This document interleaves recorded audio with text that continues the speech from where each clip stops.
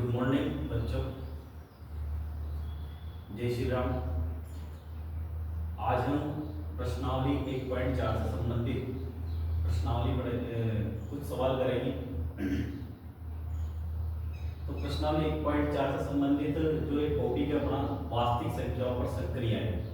तो वास्तविक संख्याओं पर संक्रियाएं √a प्लस √b का वर्ग बराबर a plus b plus 2 √ab। तो वास्तविक संख्याओं का मतलब क्या होता है? सबसे पहले तो आपको ये ज्ञान होना चाहिए। वास्तविक संख्याओं का मतलब होता है परिमेय और अपरिमेय संख्याओं का जो संग्रह होता है वो क्या कहलाता है? वास्तविक संख्याएं कहलाती है। तो वास्तविक संख्याएं जितनी भी संख्याएं हैं संसार में, ब्रह्मांड में, वो सारी संख्याएं क्या कहलाती है? वास्तविक संख्या, जिसमें प्राकृत संख्याएं,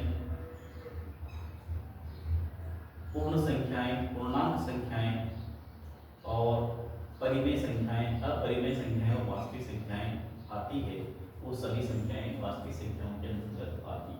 तो उन वास्तविक संख्याओं को कैसे हल करेंगे वो प्रश्नावली अपने कक्षा 9 में प्रश्नावली 1.4 के रूप में दी गई है।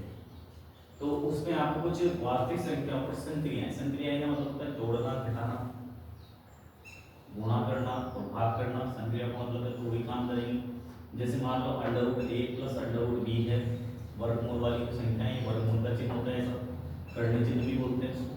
तो √a प्लस √b का वर्ग बराबर a plus b plus 2√ab।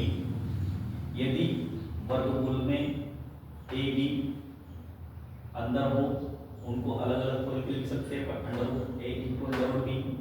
यदि भाग के रूप में हो, a बटा b के रूप में हो, तो √a बटा √b के रूप में लिख सकते हैं। √a प्लस √b एक बार प्लस में है, √a माइनस √b एक बार माइनस में है। तो इनका गुणा करेंगे, √a को √a से करेंगे तो ये आएगा, √b को √b से करेंगे कितना आएगा? तो ये आएगा। और √a को माइनस √b से करेंगे तो ये क्या आएगा? आगे जाके कट जाएगा, तो बचेगा बस अपने माइनस b बचेगा। इसको अगर हम हल करें ना तो a माइनस b बचेगा। तो a प्लस √b और a माइनस √b सेम ऊपर वाली कंडीशन। तो यहाँ a का a से गुणा क्या होगा? a स्क्वायर, और a का माइनस b का √b का √b से गुणा क्या होगा? माइनस e होगा। आगे जाके a माइनस √b और a√b ये दोनों प्लस माइनस कट जाएंगे, बचेगा आपका a square minus b। Same जैसे ये हल करेंगे वैसे ये हल होगा। जिस प्रकार अपन ने दोनों को हल किया वैसे ही इसको हल करना है, क्योंकि यहाँ दोनों तरफ क्या प्लस आ रहा है। तो यहाँ बता रखा मैंने कि पहले √a को √c प्लस d से गुणा करेंगे, √g से, प्लस √b को फिर √c प्लस √d से गुणा करेंगे। फिर बारी बारी से दोनों को गुणा कर देंगे, √a × √c plus √a × √d plus √b × √c plus √b × √d। फिर अपन ने ऊपर सूत्र पढ़ा है कि √a × √b क्या होता है? √ab होता है। सेम वही काम मिलेंगे, √ac √ad √bc और √bd। तो इस प्रकार आपको ये फॉर्मूला आपको ध्यान रखना है। इसमें एक और चीज अपन संख्याओं का परिमेयकरण करना सीखेंगे।